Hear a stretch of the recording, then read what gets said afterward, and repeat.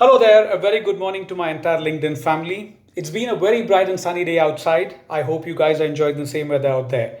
My name is Sai Gopal, a sales leader with 20 years of experience in both products and solution services. I have worked across industries, diversified industries spanning print sales, automobile sales, IT hardware sales, ISP sales, IFMs, and also fire safety solutions.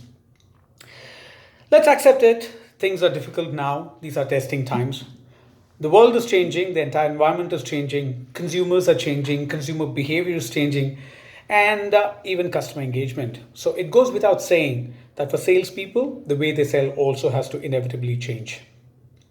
This is my first video on LinkedIn, and I hope you guys sincerely like it.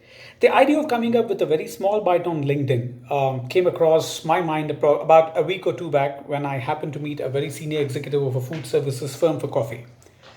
The executive was very keen on trying to understand the top two or three concerns that salespeople especially face in other industries when selling virtually. I'll come straight to the point.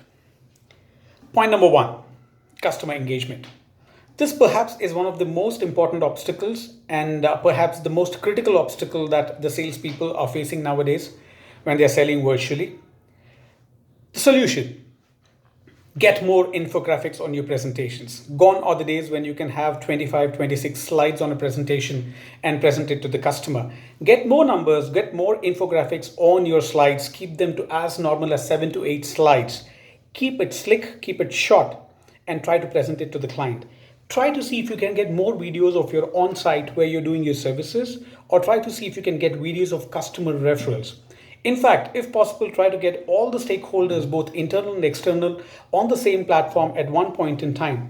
This is a great way of keeping them engaged, and this could be a group discussion, could be something of that sort that can keep the client engaged for longer periods or for longer meetings. Issue number two, trust building and relationship. This again is a very important obstacle, but I think it's all in the mindset. Whenever we used to face these issues during face-to-face meetings as well, or if it is virtual sales, I think the trick is to do a lot of pre-call screening. Do a lot of homework before you give a call to the client. Go to his social media.